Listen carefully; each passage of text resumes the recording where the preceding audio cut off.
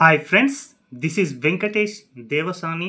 త్వరలో ఆంధ్రప్రదేశ్లో జరగబోయేటువంటి పోలీస్ కానిస్టేబుల్ ఎగ్జామ్కి సంబంధించి కరెంట్ పార్టీలో మోస్ట్ ఎక్స్పెక్టెడ్ క్వశ్చన్స్ని అయితే ఈ యొక్క వీడియోలో తీసుకురావడం జరుగుతుంది. ఈ యొక్క ప్రశ్నలు ఇదివరకే ఏపీఎస్సీ గ్రూప్ 2 ఎగ్జామ్స్ సందర్భంగా డిస్కస్ చేయడం జరిగింది. అయితే మళ్ళీ మరొకసారి మీ ముందుకు తీసుకురావడం జరుగుతుంది. అయితే ఇవన్నీ కూడా కొన్ని ప్రశ్నలు ఆల్రెడీ మనం డిస్కస్ చేసినవి ఉంటాయి, కానీ మీకు క్విక్ రివిజన్ రూపంలో మరొకసారి రివిజన్ కావాలనే ఉద్దేశంతో ఈ యొక్క వీడియో చేయడం జరుగుతుంది. అందులో భాగంగా ఈరోజు మనం డిస్కస్ చేయబోతున్న మొదటి ప్రశ్న, ఇటీవల జాతీయ మానవ హక్కుల సంఘానికి నూతన చైర్మన్గా ఎవరు నియమితులయ్యారని అడుగుతున్నారండి. జస్టిస్ వి రామసుబ్రమణ్యన్ గారు నూతన చైర్మన్గా నియమితులు కావడం జరిగింది. ఇదివరకు ఉన్నటువంటి మానవ హక్కుల సంఘానికి చైర్మన్గా ఎవరు పనిచేశారు అంటే జస్టిస్ అరుణ్ కుమార్ మిశ్రా గారు పనిచేయడం జరిగింది. ఇతడు 2024 జూన్ 1వ తేదీన తన యొక్క పదవి విరమణ చేయడంతో అప్పుడు ఏర్పడినటువంటి ఖాళీలో అప్పుడు ఆ పదవి ఖాళీ ఏర్పడడంతో తాత్కాలిక చైర్మన్గా విజయభారతి సయాని గారు వ్యవహరించడం జరిగింది. దీంతో నూతనంగా మానవ హక్కుల కమిషన్ చైర్మన్గా ఎవరు నియమితులయ్యారు అంటే జస్టిస్ వి రామసుబ్రమణ్యన్ అని గుర్తుంచుకోండి. అదేవిధంగా ఇద్దరు సభ్యులు కూడా చేరడం జరిగిందండి. అందులో ఒకరు వచ్చేసి ప్రియాంగ్ కనుంగో, ఇతను వచ్చేసి ఎన్సిపిసిఆర్ అంటే జాతీయ బాలల హక్కుల కమిషన్కి చైర్మన్గా గతంలో పనిచేయడం జరిగింది. మరొకరు వచ్చేసి విద్యుత్ రంజన్ సారంగి, వీరిద్దరూ కూడా నూతన సభ్యులుగా చేరారని గుర్తుంచుకుంటే సరిపోతుంది. ఇక మరొక అంశం అండి, గవర్నర్లకు సంబంధించి తప్పనిసరిగా ప్రశ్న అడగడానికి అవకాశం ఉంది. ఆల్రెడీ మనం 28 రాష్ట్రాలకు సంబంధించిన గవర్నర్స్ లిస్టును చూసామండి. అయితే వార్తల్లో నిలిచినటువంటి ఇటీవల నూతనంగా నియమితులైనటువంటి గవర్నర్లను జతపరచనని అడుగుతాడు కాబట్టి ఒక్కసారి వార్తల్లో నిలిచినటువంటి గవర్నర్లను అయితే గుర్తుంచుకుందామండి. ఇటీవల మణిపూర్ రాష్ట్రానికి నూతన గవర్నర్గా ఎవరు నియమితులయ్యారు అంటే 2024 డిసెంబర్ 4వ తేదీన 5 రాష్ట్రాలకు నూతన గవర్నర్లు రావడం జరిగింది. అందులో మణిపూర్ వచ్చేసి అజయ్ కుమార్ బల్లా, ఒడిశా వచ్చేసి ఖమ్మంపాటి హరిబాబు, కేరళ వచ్చేసి రాజేంద్ర విశ్వనాథ్ ఆర్లేకర్, బీహార్ వచ్చేసి ఆరిఫ్ మహమ్మద్ ఖాన్, అదేవిధంగా మిజోరం వచ్చేసి జనరల్ విజయ్ కుమార్ అండి. ఈ వీరి యొక్క 5గురితో పాటు తమిళనాడు గవర్నర్ ప్రస్తుతం వార్తల్లో ఉన్నారు. ఆర్ఎన్ రవి గారి పేరును కూడా గుర్తుంచుకుంటే సరిపోతుందండి. ఇక మూడో ప్రశ్న, ఇటీవల జాతీయ మహిళా కమిషన్ నూతన చైర్పర్సన్గా ఎవరు నియమితులయ్యారని అడుగుతున్నారండి. ఇందాకనేమో మానవ హక్కుల కమిషన్, ఇది మాత్రం మహిళా కమిషన్ అండి. మహిళా కమిషన్ యొక్క నూతన చైర్పర్సన్గా 2024 అక్టోబర్ 19వ తేదీన విజయ కిషోర్ రహత్కర్ గారు నియమితులు కావడం జరిగింది. పేరు చాలా చాలా ఇంపార్టెంట్ అండి. విజయ కిషోర్ రహత్కర్ గారు పనిచేయడం జరిగింది. ఈమె జాతీయ మహిళా కమిషన్కి 8వ చైర్పర్సన్ అని కూడా మనల్ని అడగడానికి అవకాశం ఉంది. కాబట్టి 9వ మహిళా కమిషన్ చైర్పర్సన్ అని గుర్తుంచుకోండి. ఈమె ఎప్పుడు పదవి బాధ్యతలు స్వీకరించిందంటే 2024 అక్టోబర్ 19 అండి. అయితే ఈమె 2024 ఆగస్టు 7వ తేదీ వరకు కూడా ఈమె కన్నా ముందు ఈ యొక్క పదవిలో ఎవరు కొనసాగారు అంటే రేఖా శర్మ గారు అండి.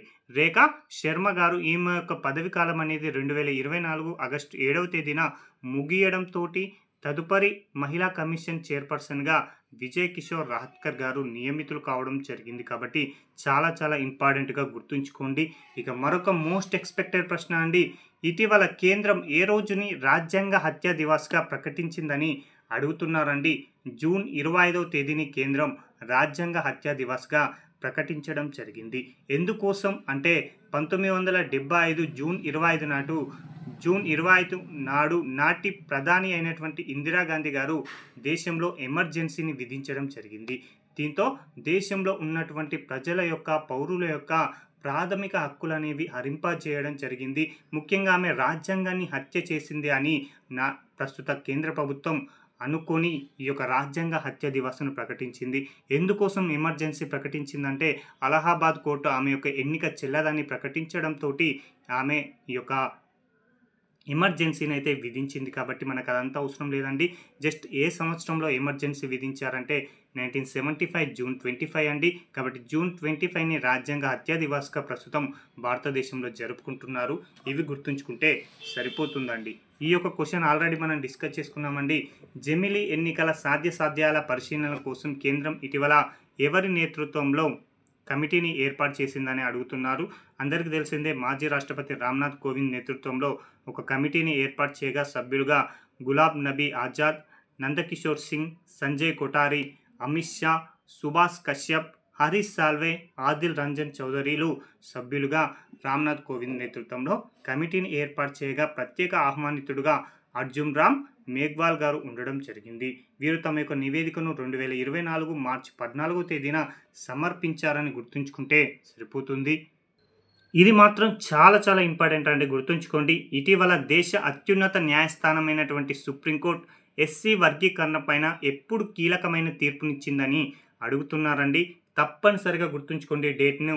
2024 ఆగస్టు 1వ తేదీన సుప్రీంకోర్టు ఎస్సీ వర్గీకరణ పైన కీలకమైన తీర్పుని ఇవ్వడం జరిగింది. ఎస్సీ వర్గీకరణ జరిపి ఈ ఉపకులాలలో వెనుకబడిన వారికి ప్రత్యేకమైనటువంటి కోటా ఇవ్వాలని తీర్పునివ్వడం జరిగిందండి. మొత్తంగా ఎంతమందితో కూడిన ధర్మాసనం అని అడుగుతాడు కాబట్టి 7 ధర్మాసనం అండి, చాలా ఇంపార్టెంట్. 7 కూడినటువంటి ధర్మాసనం 2024 ఆగస్టు 1వ తేదీన తీర్పునివ్వడం జరిగింది. కాబట్టి ఎంత నిష్పత్తిలో తీర్పిచ్చింది అంటే 6:1 నిష్పత్తి అండి. 6 ఎస్సీ వర్గీకరణ జరపాలని చెప్పగా ఒక్కరు మాత్రమే ఎస్సీ వర్గీకరణ జరపకూడదని అడగడం జరిగింది. కాబట్టి మనకి ఒక అనుకూలంగా వ్యవహరించింది, వ్యతిరేకంగా వ్యవహరించింది ఎవరు? ఈ యొక్క 7 పేర్లను అయితే తప్పనిసరిగా గుర్తుంచుకోండి. ఒక్కసారి చూడండి. డివై చంద్రచూడ్ అండి, బిఆర్ గవాయ్ అండి, మనోజ్ మిశ్రా, సతీష్ చంద్ర శర్మ, పంకజ్ మిట్టల్, విక్రమ్ నాథ్ అండి. వీరొక 6 కూడా ఎస్సీ వర్గీకరణ జరపాలని తీర్పునివ్వగా దీనిని వ్యతిరేకించిన ఒకే ఒక వ్యక్తి బేలా త్రివేది అండి. ఈ వీరి పేరు మాత్రం తప్పనిసరిగా గుర్తుంచుకోండి, బేలా త్రివేది. కాబట్టి ఏ విధంగా అడుగుతారంటే ఇటీవల దేశ అత్యున్నత న్యాయస్థానమైనటువంటి సుప్రీంకోర్టు ఎస్సీ వర్గీకరణ పైన కీలకమైన తీర్పునిచ్చింది. అయితే ఆ రాజ్యాంగ ధర్మాసనంలో దానిని వ్యతిరేకించింది ఎవరని కూడా అడగడానికి అవకాశం ఉంది. కాబట్టి బేలా త్రివేది అండి. డేట్ మాత్రం గుర్తుంచుకోండి, 2024 ఆగస్టు 1వ తేదీ అండి. చాలా ఇంపార్టెంట్ అండి. ఇక మరొక అంశం అండి, ఇటీవల సుప్రీంకోర్టు ఎప్పుడు ఎన్నికల బాండ్లను రద్దు చేస్తూ కీలకమైన తీర్పునిచ్చిందని అడుగుతున్నారండి. ఇది కూడా చాలా వరకు ఇంపార్టెంట్ అండి.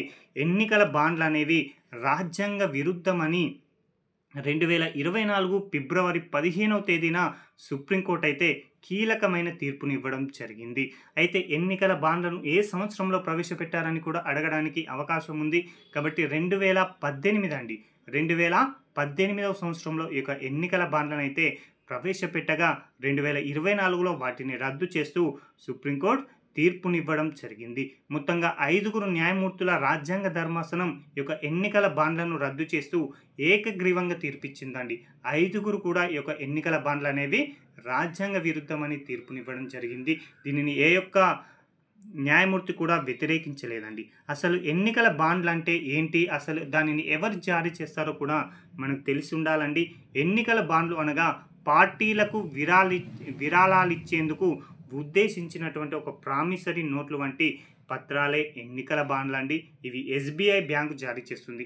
కాబట్టి డైరెక్ట్ ఏ విధంగా అడుగుతారంటే ఎన్నికల బాండ్లను జారీ చేసే బ్యాంకును గుర్తించండి అని అడుగుతాడు. ఆర్బీఐ, ఎస్బీఐ ఇలా కొన్ని పలు రకాల బ్యాంకులు ఇస్తారు. కాబట్టి మనం గుర్తుంచుకోవాల్సింది ఎస్బీఐ అని గుర్తుంచుకుంటే సరిపోతుంది. ఎప్పుడు ప్రవేశపెట్టారు? 2018. ఎప్పుడు రద్దు చేశారు? 2024 అని గుర్తుంచుకోండి. ఇక మరొక అంశం అండి, మహిళలకి శాసనసభలో అదేవిధంగా లోక్సభలో 33% రిజర్వేషన్లు కల్పించేందుకు నారీ శక్తి వందన్ అధినియం బిల్లుకు రాష్ట్రపతి గారు ఎప్పుడు ఆమోద ముద్ర తెలియజేశారని అడుగుతారండి. ఇది పాత బిల్లే అండి. అయినప్పటికీ కూడా ఎగ్జామ్ పాయింట్ ఆఫ్ వ్యూలో, పాలిటీ పాయింట్ ఆఫ్ వ్యూలో దీనిపైన ప్రశ్న అడగడానికి అవకాశం ఉంది. ఇటీవల టీజీపీఎస్సీలో జరిగినటువంటి ఎగ్జామ్లో అడిగారు కాబట్టి మళ్ళీ మనకి అడగడానికి అవకాశం ఉందండి. కాబట్టి మహిళలకి 33% రిజర్వేషన్లు కల్పించేటువంటి బిల్లు పేరు వచ్చేసి నారీ శక్తి వందన్ అధినియం బిల్ అండి. దీని యొక్క కోసం తీసుకొచ్చినటువంటి రాజ్యాంగ సవరణ బిల్లు 128 అండి. ఈ యొక్క 128వ రాజ్యాంగ సవరణ బిల్లుని లోక్సభలో సెప్టెంబర్ 19, 2023లో ప్రవేశపెట్టగా ఆమోదం ఎప్పుడు తెలియజేసిందంటే తదుపరి రోజు సెప్టెంబర్ 20వ తేదీ అని గుర్తుంచుకోండి. ఇక రాజ్యసభలో సెప్టెంబర్ 21వ తేదీన రాజ్యసభ 21వ తేదీన ఆమోద ముద్ర కూడా వేయడం జరిగింది. ఓకేనా, చాలా చాలా ఇంపార్టెంట్ అండి. లోక్సభనేమో సెప్టెంబర్ 20లో ఆమోద ముద్ర వేయగా రాజ్యసభ సెప్టెంబర్ 21, 2023లో ఆమోద ముద్ర వేయడం జరిగింది. ఇక రాష్ట్రపతి గారు సెప్టెంబర్ 28, 2023వ తేదీన ఆమోద ముద్ర వేయడం జరిగింది. కాబట్టి చాలా చాలా ఇంపార్టెంట్గా గుర్తుంచుకోండి. అయితే తొలిసారిగా ఈ యొక్క మహిళలకు శాసనసభలో అదేవిధంగా లోక్సభలో 33% రిజర్వేషన్లను కల్పించేటువంటి బిల్లుని ఎవరు ప్రవేశపెట్టారు భారతదేశంలో అంటే 1996లో హెచ్డి దేవగౌడ అండి. నాటి ప్రధాని అయినటువంటి హెచ్డి దేవగౌడ గారని గుర్తుంచుకోండి. ఇక మరొక అంశం అండి, భారత పౌరసత్వ చట్టం 1955లోని సెక్షన్ 6A అనేది రాజ్యాంగబద్ధమే అని సుప్రీంకోర్టు ఏ రోజున తీర్పునివ్వడం జరిగిందని అడుగుతున్నారండి. ఆ సెక్షన్ 6A అవన్నీ కూడా ఇప్పుడు మనం డిస్కస్ చేసుకోవాల్సిన సమయం కాదండి. జస్ట్ ఎప్పుడు తీర్పు ఇచ్చిందంటే 2024 అక్టోబర్ 17 అని గుర్తుంచుకోండి. రాజ్యాంగ ధర్మాసనం 4:1 అండి. అయితే దీనికి అనుకూలంగా డివై చంద్రచూడ్, ఎంఎం సుందరేష్, మనోజ్ మిశ్రా, సూర్యకాంత్ గారు వ్యవహరించగా వ్యతిరేకించింది పార్దీవాలా అని గుర్తుంచుకుంటే సరిపోతుంది. ఇది కూడా చాలా వరకు ఓల్డ్ క్వశ్చన్ అయినప్పటికీ కూడా అడగడానికి అవకాశం ఉన్నటువంటి ప్రశ్న అండి. ఇటీవల భారత ఎన్నికల సంఘం దేశవ్యాప్తంగా ఎన్ని దశల్లో లోక్సభ ఎన్నికలను నిర్వహించిందని అడుగుతున్నారండి. 2024 సంవత్సరంలో నిర్వహించినటువంటి లోక్సభ ఎన్నికలు అనేవి ఎన్నవో మనకు తెలిసి ఉండాలి. 18వ లోక్సభ ఎన్నికలండి. వీటిని 7 దశల్లో నిర్వహించడం జరిగింది. ఈ యొక్క ఎన్నికలకు సంబంధించిన నోటిఫికేషన్ని 2024 మార్చి 16వ తేదీన రావడం జరిగిందండి.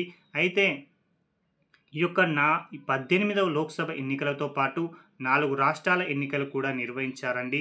1 సిక్కిం, 2 ఆంధ్రప్రదేశ్, 3 అరుణాచల్ ప్రదేశ్, 4 ఒడిస్సా అండి.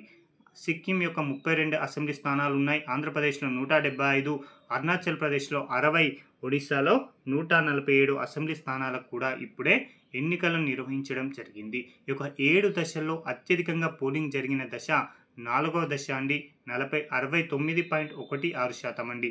69.16% పోలింగు జరిగిందండి. అయితే ఈ యొక్క ఎన్నికల్లో ఎన్డీఏ కూటమి అదేవిధంగా ఇండియా కూటమి 2 కూటమిలు కూడా పోటీ చేయగా ఎన్డీఏ కూటమి 293 స్థానాలతోటి అధికారాన్ని కైవసం చేసుకోగా ఇండియా కూటమి 234 స్థానాలతో ప్రతిపక్ష హోదాని దక్కించుకోవడం జరిగింది. ఈ యొక్క వీటిలో అత్యధికంగా ఈ యొక్క 543 స్థానాలలో అత్యధికంగా స్థానాలు గెలుచుకున్న పార్టీగా మొదటి స్థానంలో BJP 240, INC 99, Samajwadi party 37, Trinamool Congress 29, DMK 22, TDP 16 స్థానాలను గెలుచుకోవడం జరిగిందని గుర్తుంచుకోండి.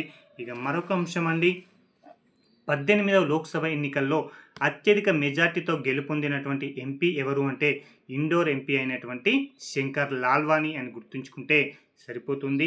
ఇదే నియోజకవర్గంలో రికార్డు స్థాయిలో నోటాకి ఓటు నమోదు కావడం జరిగిందండి. ఇదే నియోజకవర్గంలో రికార్డు స్థాయిలో నోటాకి ఓట్లు అనేవి నమోదు కావడం జరిగింది. ఇక మరొక అంశం అండి, 18వ లోక్సభకు మొత్తంగా ఎన్నికైనటువంటి మహిళా ఎంపీలు ఎంతమంది అని అడుగుతున్నారండి.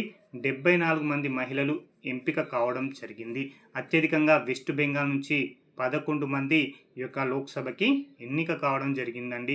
ఇవన్నీ కూడా మనం పార్టీలో అప్డేట్ చేసుకోవాల్సిన అంశాలు కాబట్టి అందుకోసమే ఈ యొక్క అంశాలను మీ ముందుకి తీసుకురావడం జరిగింది.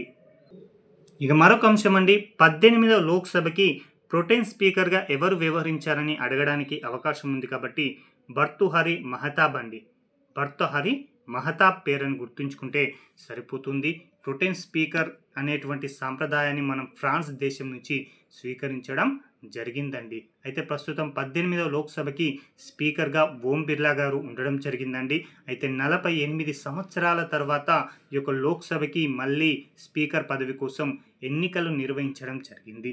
వీటిలో ఎన్డీఏ కూటమి నుంచి ఓం బిర్లా, అదేవిధంగా ఇండియా కూటమి నుంచి సురేష్ గారు పోటీ చేయగా ఇందులో ఓం బిర్లా గారు విజయం సాధించారని గుర్తుంచుకుంటే సరిపోతుందండి.